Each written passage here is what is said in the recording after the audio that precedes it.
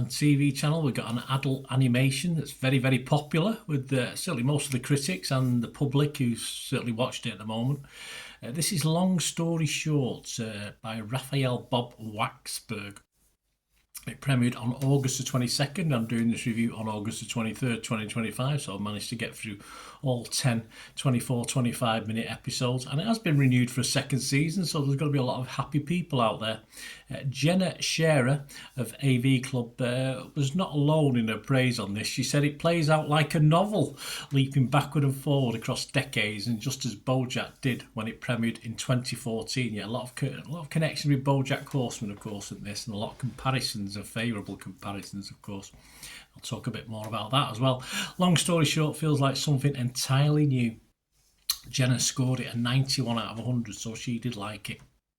Please, guys, if you like the content, always remember, give that like button a smash, guys. It's great to do these. It's great to get a lot of views, which I do, but it's always nice to get a like. So if you can give us a like, guys, that'd be much appreciated.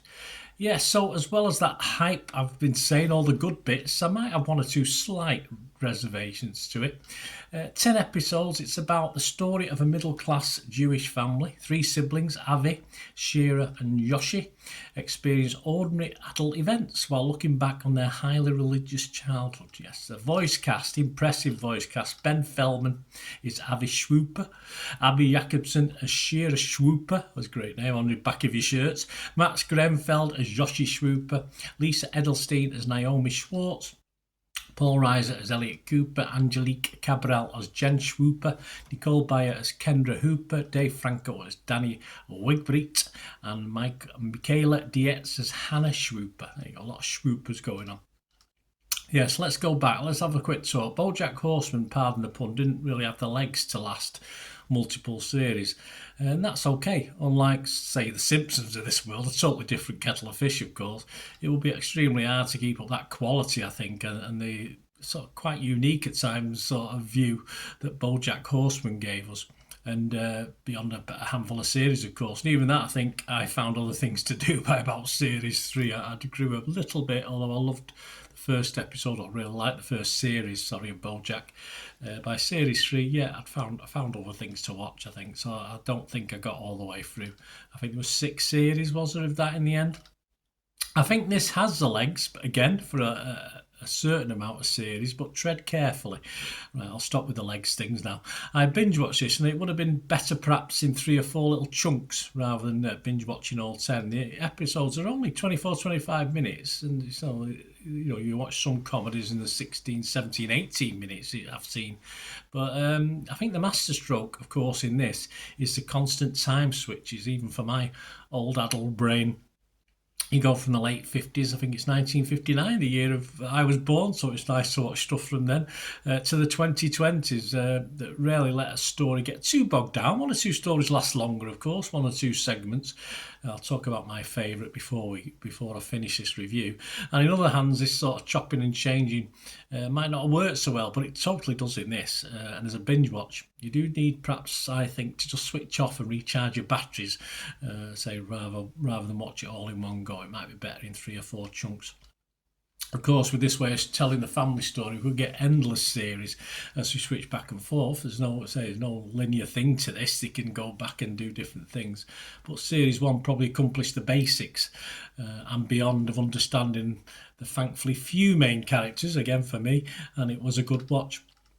What I didn't get from this, and other people did, and perhaps I got distracted at times, but I didn't get too much comedy from this. Certainly no laugh out loud moments for me that other adult animations may have given me, which is fair enough. I do have quite a wide range of sense of humour, usually, from the subtle to the slapstick. I'm not really too worried. And I just enjoyed getting to know the family. It didn't really matter about the humour, the characters, the drama, and following the lifelines from young to old and understanding reasons why a certain person was like this now, what happened to make them like that and stuff like that. And this is all any good family series should do. And I enjoyed it more perhaps as a Jewish family drama than a straightforward dramedy. As I said, I didn't get the MIDI in this one. The voice cast, spot on. Not sure they could have done a lot better with that. The animation is easy on the eye. Very, of course, we've seen this sort of style before and we're used to it. And as I said, even my old brain, when they were switching from an aged character back to the younger version, even my adult old brain, as I said, sort of got used to that. I do have troubles sometimes with time shifts, but there's no problem with this one, of course. Although it did colour their hairs differently sometimes, which I had to sort of check for a few seconds. Chris Wagner from Boston Globe, he liked it. He scored it 90. He said it's a minor creative miracle. A rapid-fire animated comedy with tremendous heart and a bold narrative structure that only enhances the emotional impact. He liked it. Brian Tellerico from Roger Ebert scored it 90 out of 100 as well. He said a 10-episode comedy that plays more like a powerful short story anthology than a traditional season of laugh-inducing television. Yeah, not many laughs from me either. He went on to say, Brian, with his writing team, Bob Waxberg jumps around chronologically in the lives of the Schwooper family. I like that, Schwooper. And almost, I thought I'd have a footballer called that. It'd be interesting, wouldn't it, making a song going almost randomly from character to character and time period to time period in each episode. Yes, telling self-contained stories that gain added resonance in the accumulation. Yep, for me, I thought I knew the characters at times from elsewhere as well, not just from this series. The traits of this Jewish family, of course, I enjoyed a lot of certain sort of stories based on Jewish family. I find them very entertaining and very interesting. And I found this sort of picking up stuff from other stuff in a positive way, not in a negative way. And I think it just made the whole series better. It was fun at times, not funny particularly, a little bit deep at times, poignant as you'd expect from a family drama. I'll look forward to series 2, which will, of course, will have established characters and know where we're at, and perhaps I'll derive a little bit more humour from that. Perhaps I'll sit down and just watch a couple at a time rather than try and binge watch it and get a little bit overawed with it all. But I really like this. I did say I'd give you my favourite sequence. Well, there's a few favourite things, but I think one of my favourite ones, of course, was the mattress in a tube segment, which hints of Only Fools and Horses in that one. But that's just me. Another classic comedy thing, obviously. What are other people thinking? Well, generally positive, guys. Rotten Tomatoes, 100%. Only 22, but 22 were fresh, no rotten. Make that 23 with my score. Metacritic, 8.8 out of 10. That's 14 positive, no mixed and no negative. So make that 15 positive with my score. Internet Movie Database, only 148 scores and reviews as I'm recording this on the Saturday morning early. And it's got 148 reviews. And it's getting a 7 out of 10, which is fine. It's fine. I'm personally going to score this a 6.5 out of 10. Very watchable, and enjoyed it as a drama. I'm not going to go.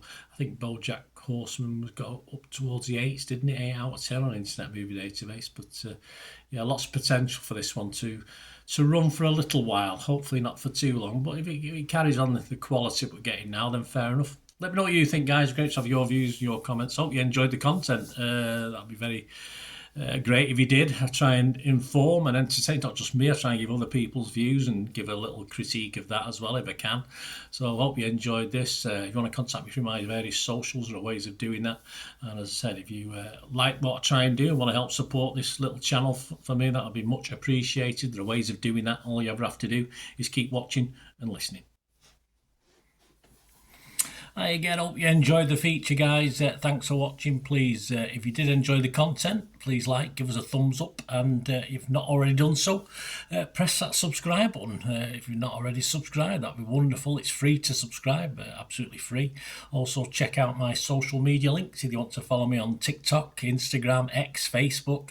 They'll all be in the description below. And my special thanks to supporters of the channel, yes, Piat6505, who have an eBay shop selling film and TV memorabilia, including posters, books, magazines. There'll be a link again in the comments section. And if you're into your football, don't forget my football stuff on Manchester City for general football fans, but mainly City fans, of course. Or if you know someone who might enjoy that, give them a kick in my direction. I'll be very, very grateful. And as ever, guys, comments on this feature is wonderful. Anything to do with film and TV is always very, very welcome. It's great to talk film and TV. I thank you guys for your support. Stay safe, everyone.